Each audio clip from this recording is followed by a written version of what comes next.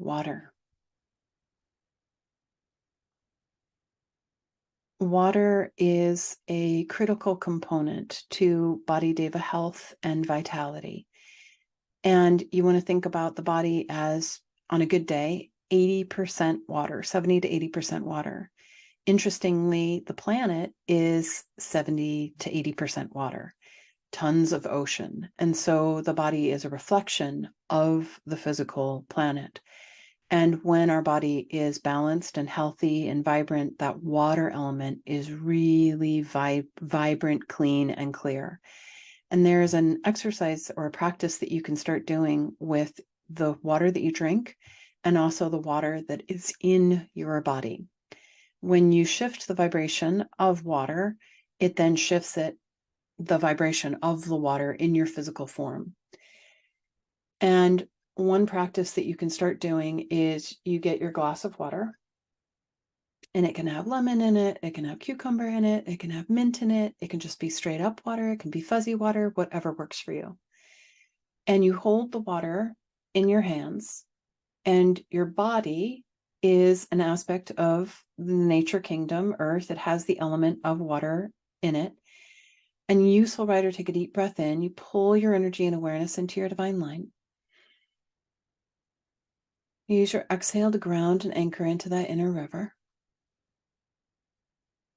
You invite your body to use its inhale to pull its energy and awareness into its divine line that runs through the spine, to use its exhale to ground and anchor into its inner river. And then you say, Body Deva. Use your higher self, your energetic fields, to infuse the appropriate vibrational frequencies into the water that you are about to drink in a way that moves you into health, vitality, clean, vibrant, balanced, open, motivated, inspired, whatever vibrations your body is wanting. Body Deva, use your higher self, your energetic fields, to infuse supportive qualities, supportive vibrations, colors, light, sound into the water you are about to drink.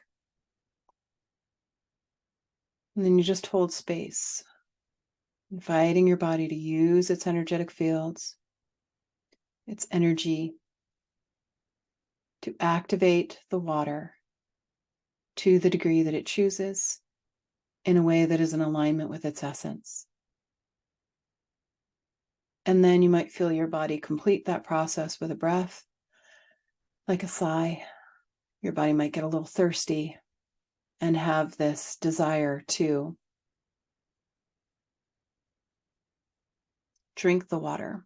And because I'm talking, I couldn't do it. But when you drink the water, you first take a sip and you actually hold it in your mouth. So body drinks it.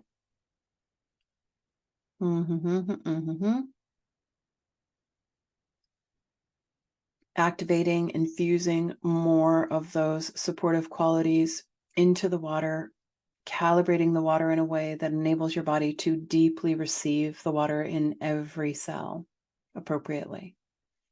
So you just hold the water in your mouth for a moment or two, 10 seconds, and then you swallow. Now, do you have to hold the water in your mouth every single sip? No, but maybe the first sip, the second sip, the third sip, and then you just drink it because your body has calibrated itself for the water. Also, when you're drinking water, especially if you live in the city and you're drinking city water, I recommend a good filtration system, cleaning all of the chlorine, any of the additives out of the water, and then putting either a crystal that's been in the sunlight or the moonlight into a pitcher of water, then putting it into the fridge, or in a window so that it absorbs the light. But again, you don't want the water to get stale.